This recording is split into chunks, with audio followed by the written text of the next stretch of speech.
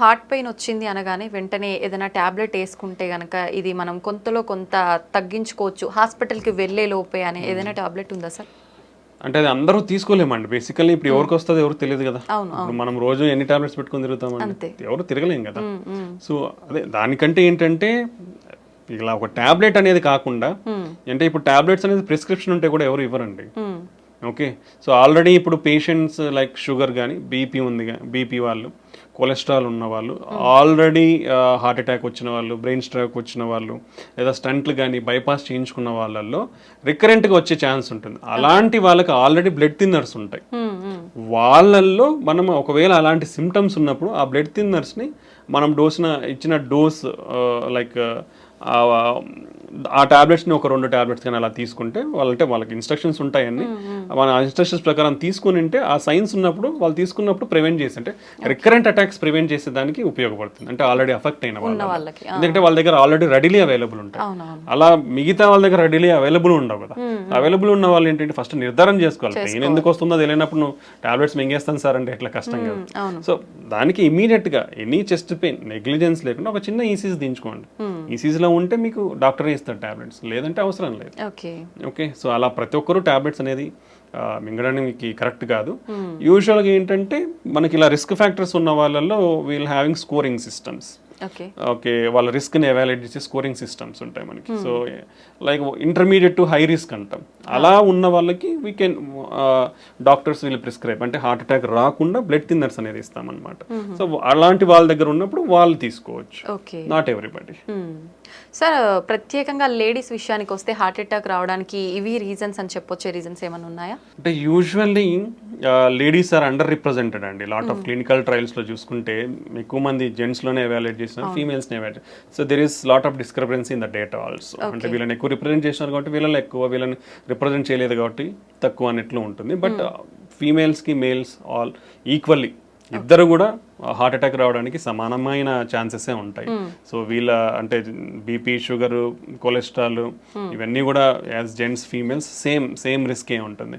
But ఫీమేల్స్లో తీసుకుంటే like they are more prone to some special category. అంటే మన వెజల్స్ అనేది మెయిన్ వెజల్స్ అంటే మైక్రో వెజల్ అంటాం, కింద దాని చివర్లో వచ్చేది మైక్రో వెజల్. ఈ మైక్రో వాస్కులేచర్ అబ్స్ట్రక్షన్స్ కొంచెం ఫీమేల్స్లో ఎక్కువ ఉంటుంది. That is the first point. రెండోది females are more sensitive, like it called vasospasm అంటే వెజల్ ఉండేది సడన్ గా ముడుచుకుపోతుంది. ఇలా స్పాజమ్ కి females are more prone. Emotionally also you called emotional heart syndrome కూడా ఉంటుంది మనకి, సాకోసోబో సిండ్రోమ్ అంటాం. అంటే సడన్ ఎమోషనల్లీ అయినారనుకోండి సడన్ గా హార్ట్ అటాక్ లాగా ప్రజెంట్ అయ్యే ఛాన్స్ ఉంటుంది. అది more in females. And sometimes spontaneous coronary artery dissection అంటాం. అంటే మన బ్లడ్ వెజల్ సడన్ గా ఇట్లా కోత రావడం అనమాట. అలా కోత వచ్చినప్పుడు బ్లడ్ ఫ్లో తగ్గిపోతుంది, హార్ట్ అటాక్ లాగా ప్రజెంట్ అయ్యే ఛాన్స్ ఉంటుంది. సో అలా ఫీమేల్స్ లో కొంచెం ఎక్కువ వచ్చే అవకాశం ఉంటుంది. And then like post menopause hormonal disturbances వల్ల కూడా కొంచెం హార్మోనల్ చేంజెస్ అన్ని జరిగి కొంచెం హార్ట్ అటాక్స్ ఎక్కువ వచ్చే అవకాశం ఉండొచ్చు. And second thing under representation. నేను అదే చెప్పాను కదా, అంటే they are neglected a bit usually in the society. Previously, right now everything is changing, is going in equality. ప్రీవియస్గా అంటే ఫ్యామిలీలో అయినా ఎవరైనా తీసుకుంటే ఫీమేల్స్లో ఒకవేళ ఏదైనా సిమ్టమ్స్ చెప్తే లైట్గా తీసుకునేవాళ్ళు. అలా ఆ నెగ్లిజెన్స్ అనేది ఉండకూడదు ఇప్పుడు వాళ్ళు, ఎందుకంటే they are also equally affected by health. So వాళ్ళలో ఆ నెగ్లిజెన్స్ చూపించకుండా వాళ్ళకు కూడా ఇమీడియట్ ట్రీట్మెంట్ తీసుకుంటే you can give better care to our family members ఫీమేల్స్కి. ఓకే, ఇదొకటి. దెన్ ప్రెగ్నెన్సీలో that is most important now days. Pregnancy ఉన్నప్పుడు you should take care of your health very properly.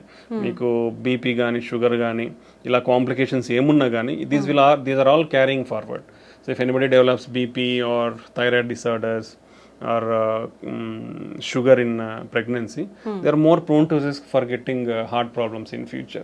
So you should manage your pregnancy well. So ఇవన్నీ చాలా important అనమాట ఫీమేల్స్లో. So ఇవన్నీ care తీసుకుంటే, and మనం ఆల్రెడీ డిస్కస్ చేసుకున్నాం ఫీమేల్స్లో symptoms అనేది ఈజీగా రికగ్నైజ్ చేయడం కూడా కొంచెం వాళ్ళలో తక్కువ తెలుస్తాయి, నొప్పిని రికగ్నైజ్ చేయడం కానీ ఆయాసం కానీ.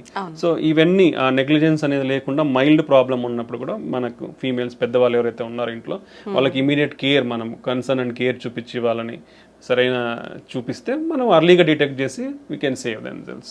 సో ఇవి మనకు మేల్స్కి ఫీమేల్స్కి మధ్య ఉన్న తేడాలు. Okay sir, once heart attack వచ్చిన వాళ్ళకి ఆఫ్టర్ ట్రీట్మెంట్ హెల్దీగా ఉన్నా మళ్ళీ వచ్చే అవకాశం ఎక్కువగా ఉంటుందంటారా? ఉండొచ్చండి. Once any problem like heart attack or brain stroke ఒకసారి వచ్చిన తర్వాత రికరెంట్ ఛాన్సెస్ డెఫినెట్లీ హై ఉంటాయి. ఓకే, సో హెల్తీగా అనేది చాలా కాంపోనెంట్స్ ఉంటాయి. మనం ఆల్రెడీ డిస్కస్ చేసుకునేది మన హెల్తీ ఫుడ్ ఉంటుంది, డైలీ ఎక్సర్సైజ్ ఉంటుంది, మనకు బీపీ షుగర్ ఎంత కంట్రోల్లో ఉన్నాయని ఉంటుంది, మనకి ఇచ్చిన మెడికేషన్స్ ఎంత కరెక్ట్గా వేసుకుంటున్నాం అనేది ఉంటుంది. So all these factors affect. ఈ ఫ్యాక్టర్స్ నుంచి ఒకటి డివియేట్ అయినా మనకు ఎక్కువ వచ్చే ఛాన్స్ ఉంటుంది. ఈవెన్ అన్కంట్రోలబుల్ న్యాచురల్ ప్రాసెస్ అండి. మనకు ఫ్యాట్ అక్యుములేషన్ అనేది న్యాచురల్ ప్రాసెస్. మనం మెడిసిన్స్ తీసుకున్నా కానీ కొందరిలో బికాస్ ఆఫ్ జెనెటిక్స్ ప్రోగ్రెస్ అయ్యే ఛాన్స్ ఉండొచ్చు. సో ఈ డిఫరెంట్ కాంపనెంట్స్ వల్ల అఫెక్ట్ అయ్యే ఛాన్స్ ఉంటుంది. సో ఒకసారి హార్ట్ అటాక్ కానీ బ్రెయిన్ స్ట్రోక్ వచ్చిన వాళ్ళు డెఫినెట్లీ హై రిస్క్, మళ్ళీ వచ్చే ఛాన్సెస్ ఎక్కువే ఉంటుంది. కాబట్టి ఇంకొంచెం స్పెషల్ జాగ్రత్తలు తీసుకోవాలి. అంటే మెడికేషన్స్కి చాలా స్ట్రిక్ట్గా ఫాలో అవ్వాలి. రెగ్యులర్గా అట్లీస్ట్ కంట్రోల్ లెవెల్స్ చెక్ చేసుకోవాలి. బీపీ కానీ కొలెస్ట్రాల్ కానీ షుగర్ కానీ ఇవన్నీ at least 3rd monthly at least check చేసుకోవాలి. బీపీ షుగర్ ఉన్న వాళ్ళు బెటర్ ఇంట్లో బీపీ మానిటర్, షుగర్ మానిటర్ పెట్టుకొని daily you can check your BP or every 1 week you can check your sugars కంట్రోల్లో ఉంటే. సో ఇలాంటి జాగ్రత్తలు అన్నీ తీసుకుంటే మనం ఇవన్నీ అంటే medications, blood thinners, cholesterol lowering drugs, BP control drug, sugar control ఇవన్నీ టైమ్లీ తీసుకొని కరెక్ట్గా మెయింటైన్ చేసుకోగలిగితే రికరెంట్ అటాక్స్ అనేది మనం తగ్గించుకోవచ్చు కూడా. ఓకే సార్, హార్ట్ అటాక్ వచ్చిన వాళ్ళకి వేరే హెల్త్ ఇష్యూస్ ఎక్కువగా కూడా వస్తుంటాయి అని చెప్పి అంటుంటారు. నిజంగా అలా వచ్చే అవకాశం ఉంటుందా? అంటే ఇట్ డిపెండ్స్. అంటే it depends on lot of risk factors. ఇప్పుడు హార్ట్ అటాక్ ఎందుకు వచ్చింది, బీపీనో షుగరో ఇంకోటి ఏదో ఉంటుంది, ఉండదు. ఉన్నప్పుడు ఏమవుతుంది, వాళ్ళు ఒకసారి అఫెక్ట్ అయిన తర్వాత ఫర్దర్ ఆర్గన్స్ కూడా డ్యామేజ్ అయ్యే ఛాన్స్ ఉంటుంది. వీ డోంట్ అంటే మనం హార్ట్ అటాక్ సిమ్టమ్స్తో ప్రజెంట్ అనేది కాబట్టి we can treat that. But already అప్పటికే ఇప్పుడు కిడ్నీ డ్యామేజ్ అయి ఉండొచ్చు. సో వాళ్ళు కిడ్నీ ప్రాబ్లమ్స్లో ల్యాండ్ అయ్యే ఛాన్స్ ఉంటుంది. ఓకే, షుగర్ కానీ బీపీ ఉన్న వాళ్ళు వీళ్ళందరూ. లేదా ఒకసారి this is called vascular disease అనుకున్నాం. అంటే cholesterol accumulation in the blood vessels. ఇక్కడ అఫెక్ట్ అయినాయంటే బ్లడ్ వెజల్స్ ఎక్కడ వేరే చోట కూడా అఫెక్ట్ అయి ఉంటుంది. సో ఒకసారి హార్ట్ అటాక్ వచ్చిన వాళ్ళు ఫ్యూచర్లో బ్రెయిన్ స్ట్రోక్ కూడా వచ్చే అవకాశం ఎక్కువ ఉంటుంది, లేదా కాళ్ళల్లో బ్లాక్స్ వచ్చే అవకాశం ఉంటుంది. సో ఇలా అదర్ ప్రాబ్లమ్స్ కూడా వచ్చే అవకాశం ఎక్కువే ఉంటుంది అనమాట. దెన్ వాళ్ళ age and immunity levels, old age అనుకోండి, ఒకసారి హార్ట్ అటాక్ వచ్చినాక ఏజ్, ఇమ్యూనిటీ లెవెల్స్ని బట్టి ఇన్ఫెక్షన్స్ రావడం కానీ ఇలాంటివి కూడా ఉండే అవకాశం ఉండొచ్చు.